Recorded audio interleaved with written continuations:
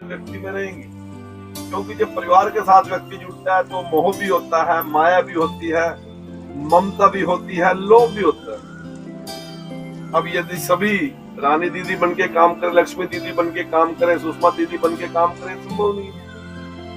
यदि सभी लोग ये करेंगे तो फिर पुलिस की ड्यूटी कौन करेगा? अब पुलिस को चलाने के लिए भी कुछ न किसी को हमारे जैसे को चुनाव लड़ना पड़ेगा, सरकार बनानी पड़ेगी, तो ये कर्म भी करना जरूरी है। और जब ये कर्म करेंगे तो फिर संसारिक जीवन में विचरण भी करना पड़ेगा। जब संसारिक जीवन में विचरण करेगा तो कहीं पुत्र मोह, कहीं पुत्री मोह, कहीं दोता मोह, कहीं पोता मोह, कहीं बहन का मोह, कहीं माँ का मोह रहेगा। जब मोह होगा तो फिर मोह फिर कई रास्ते गलत की ओर लेके जाएगा।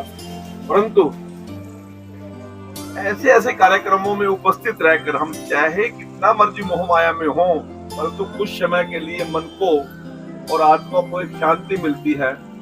और व्यक्ति सोचता है कि मोह माया में तो परिवार का पालन पोषण तो करूं, परंतु कोशिश करूं कि सीधे रास्ते पे चलता हुआ कोई इधर उधर की दाएं बाएं की किसी मोहवश, लालचवश, अहंकारवश कोई ऐसा काम ना करूं किसी प्राणी मात्र को आत्मा में चोट पहुंचे।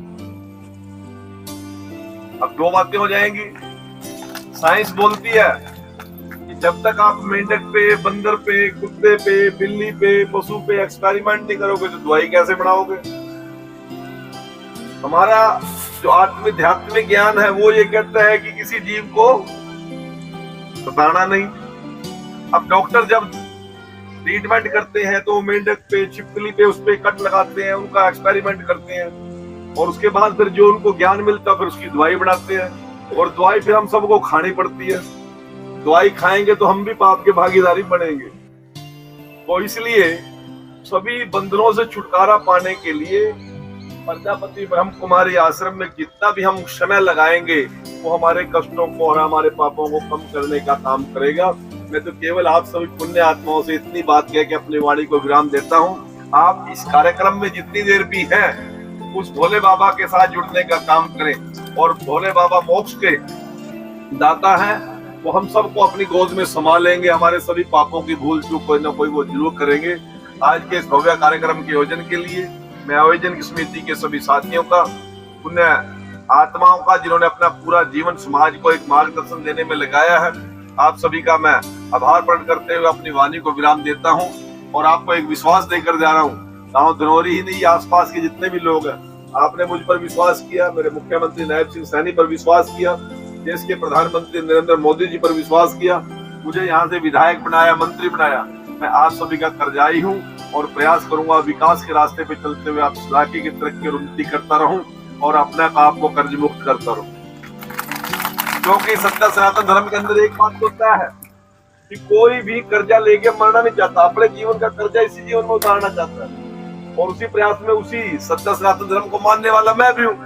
मैं भी प्रयास करूंगा कि मेरे सारे कर्जे जो आप लोगों ने चढ़ाए हैं उनको उतार सकूं और आपको स्वच्छ निर्वाणा, स्वस्थ निर्वाणा, सुरक्षित निर्वाणा, हरा भरा निर्वाणा और आपकी इच्छाओं के अनुरूप निर्वाणा बनाने का काम करूंगा। आप सभी का बहुत बहुत आभार।